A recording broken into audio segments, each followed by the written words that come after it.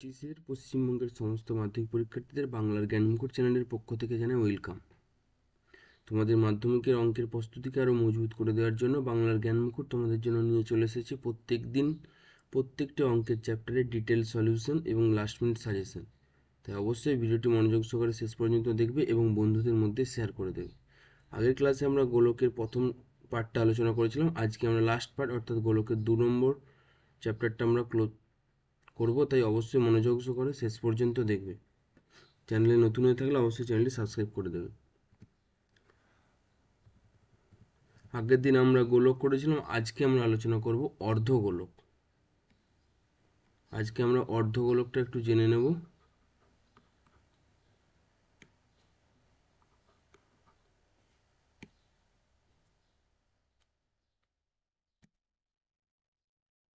আজকে আমরা জানব অর্ধগোলক। দেখতে পাচ্ছ এটা একটা অর্ধগোলক। এর যদি এখান থেকে এর উপর এটা যদি ব্যাসার্ধ হয়, এটাকে আর ধরলাম, তাহলে এখান থেকে আমাদের তিনটে সূত্র মনে রাখতে হবে। এক,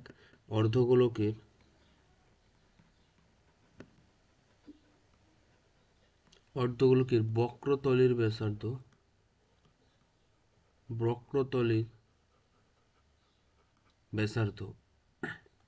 কত হবে? বক্রতল মানে শুধু এই পার্টটা পুরো রাউন্ড করে, সেই দিকেও আছে উল্টো দিক। এই পার্টটার ক্ষেত্রফল কি হবে? এটা হয়ে যাবে আমাদের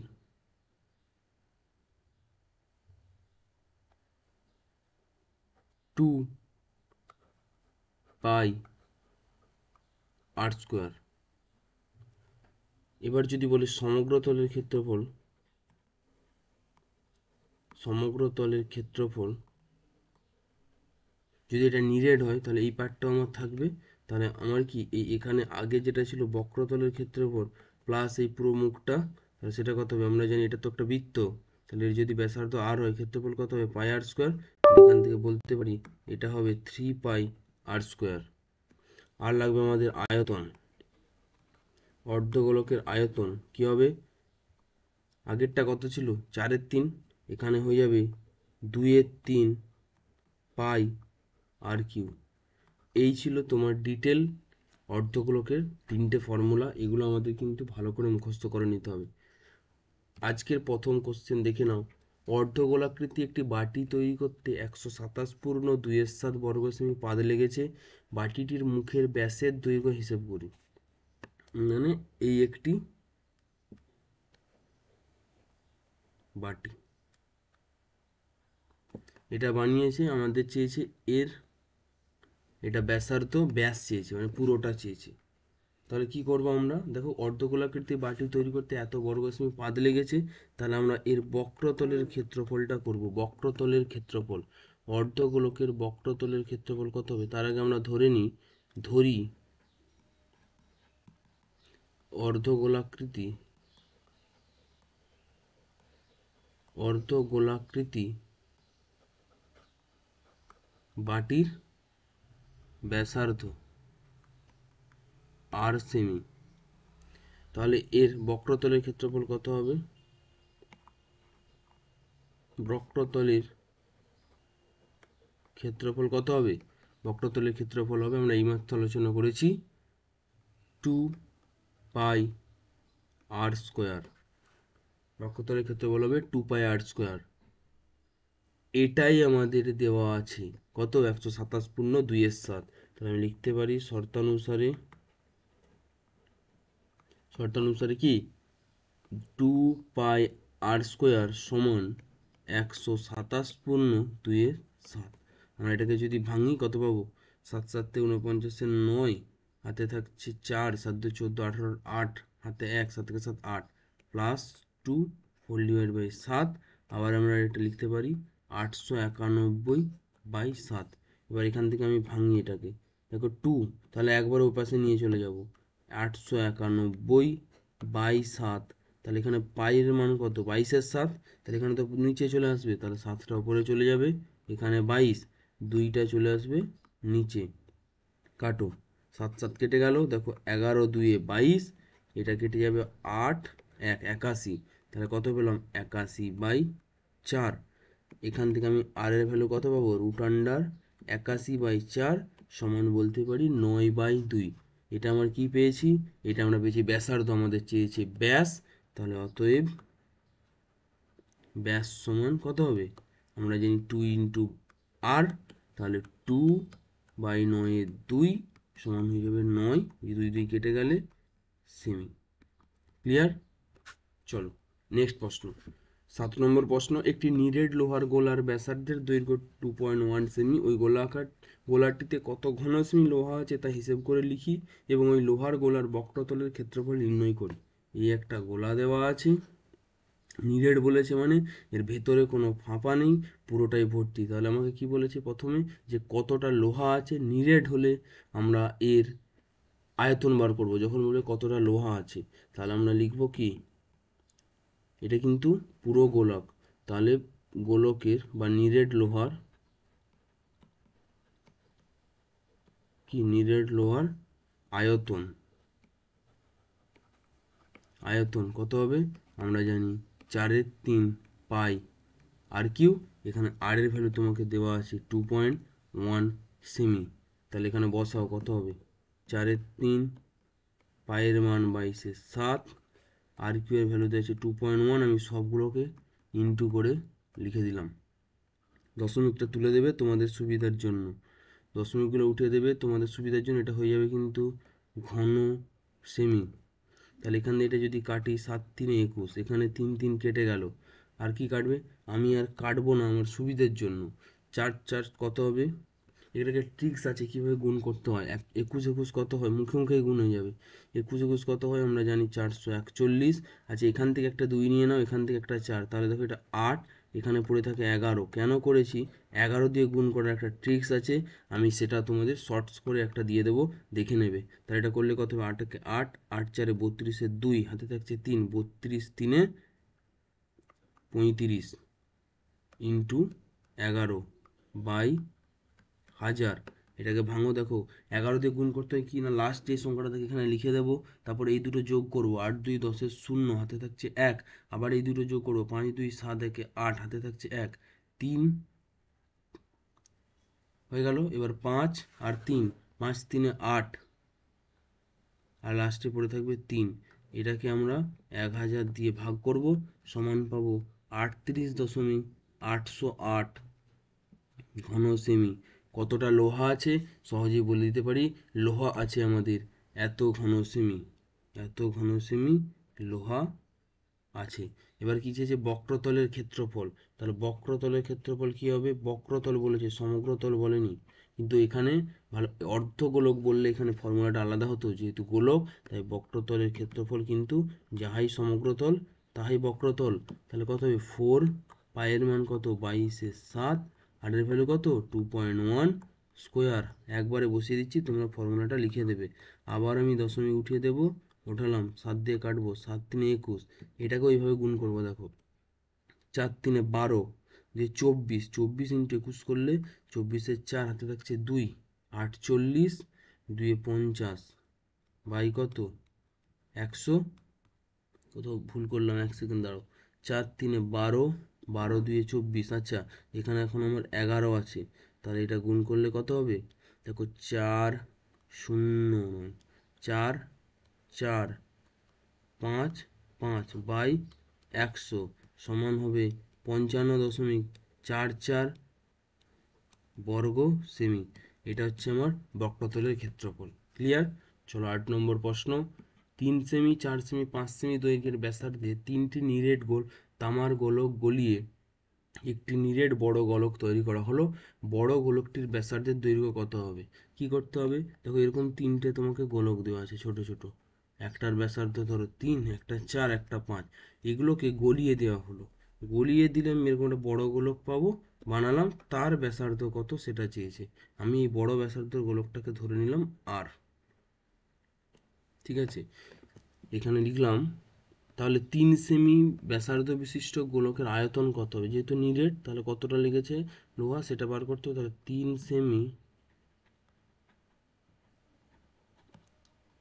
সেমি ব্যাসার্ধ বিশিষ্ট গোলকের কি হবে? আয়তন কত হবে আমরা জানি, 4/3 পাই 3/3। এটাকে এইভাবে রাখো, কিচ্ছু করবে না। এইভাবে 4 সেমি ব্যাসার্ধ বিশিষ্ট গোলকের আয়তন করব। কত হবে দেখো, 4/3 পাই 4/3। এগুলো কিচ্ছু করবে না, সবগুলো রাখবে, শেষে গিয়ে আমরা সলভ করব। দেখো 4/3 পাই কত হবে এখানে, 5/3 হয়ে গেল। 3টে পেলাম। আমি এখানে ধরি বড় গোলকের ব্যাসার্ধ আর সেমি। তাহলে আমরা লিখতে পারি বড় গোলকের আয়তন কত হবে, এর আয়তন বড়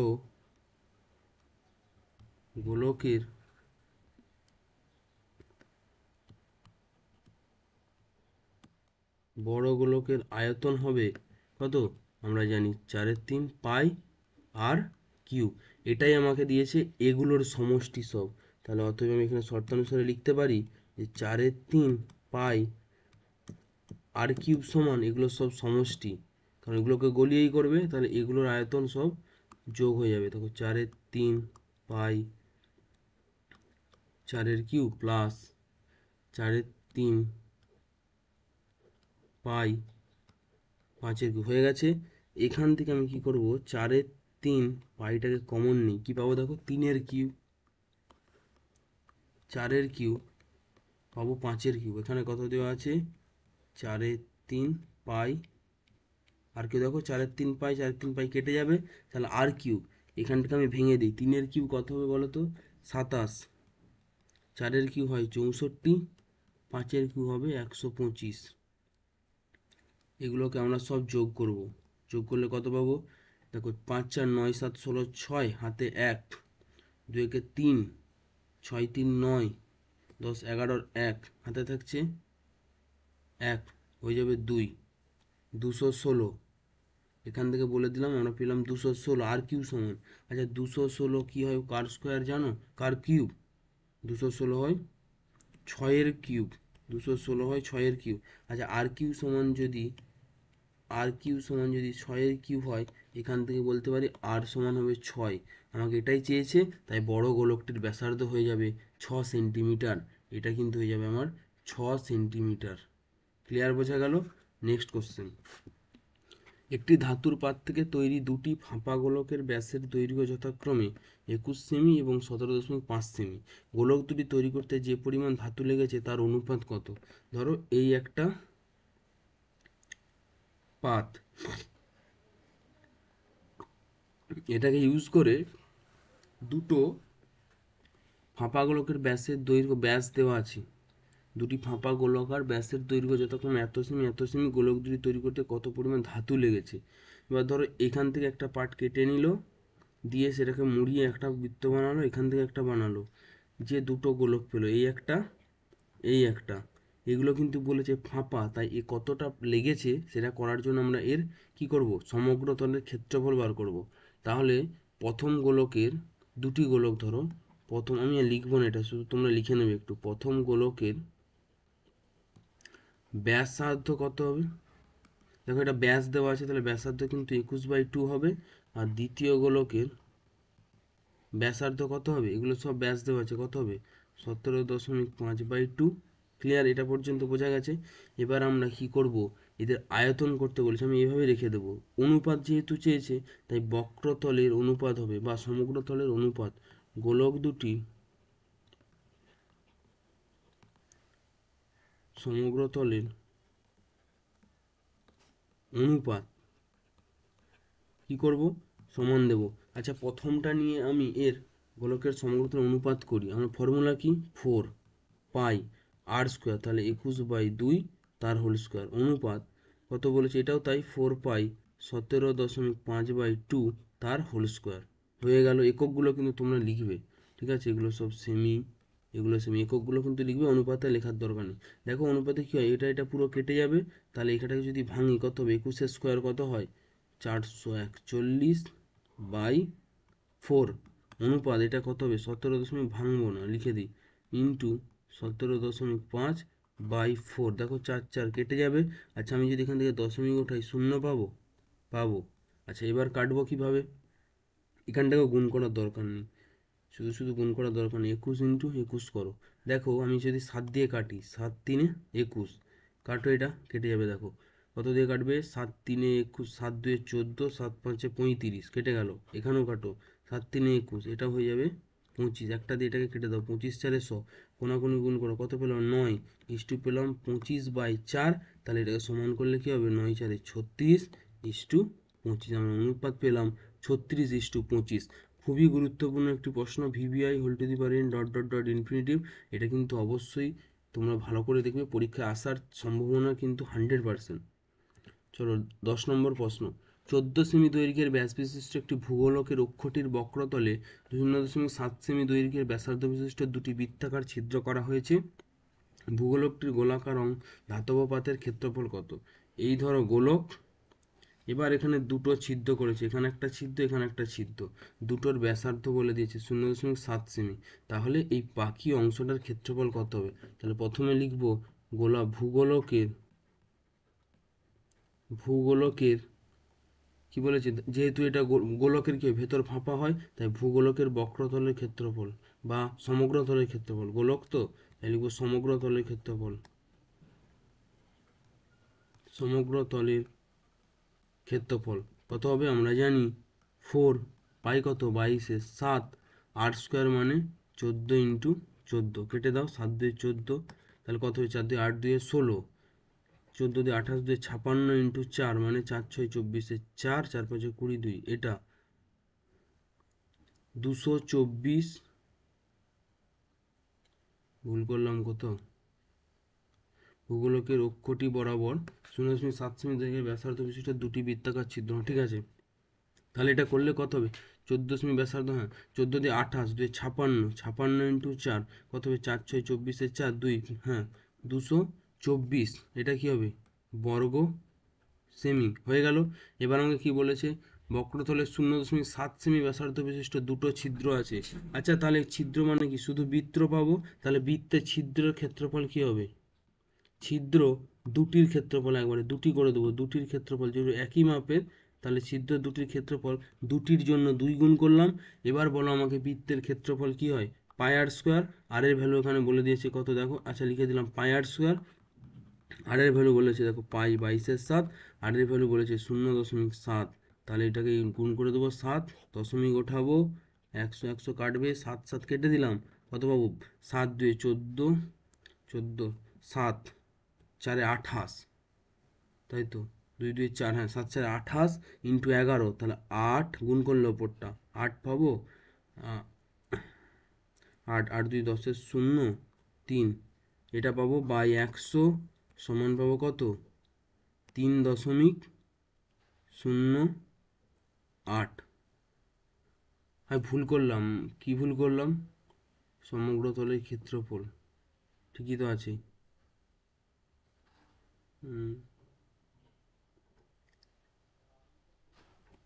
এক সেকেন্ড আমাকে একটু দেখে নিতে দাও, আমি কোথাও একটু ভুল করেছি, 1 সেকেন্ড।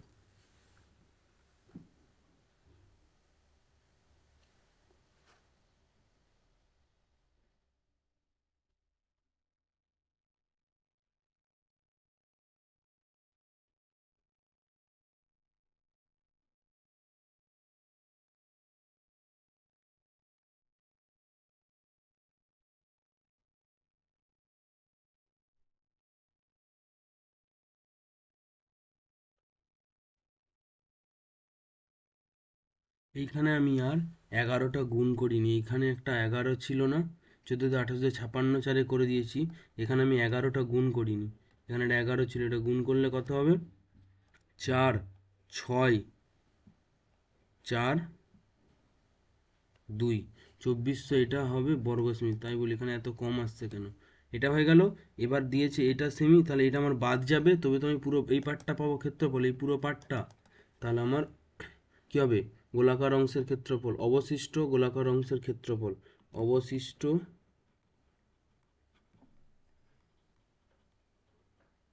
গোলাকার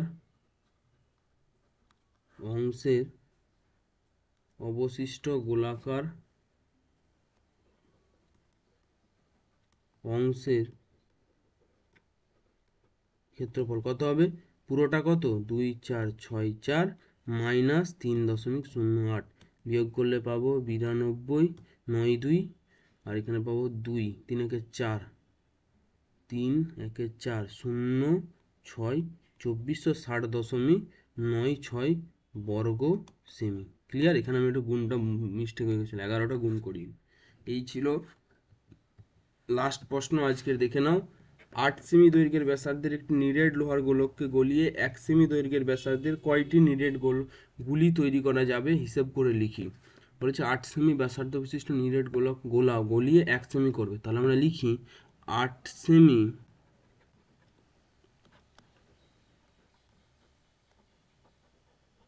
ব্যাসার্ধ বিশিষ্ট লোহার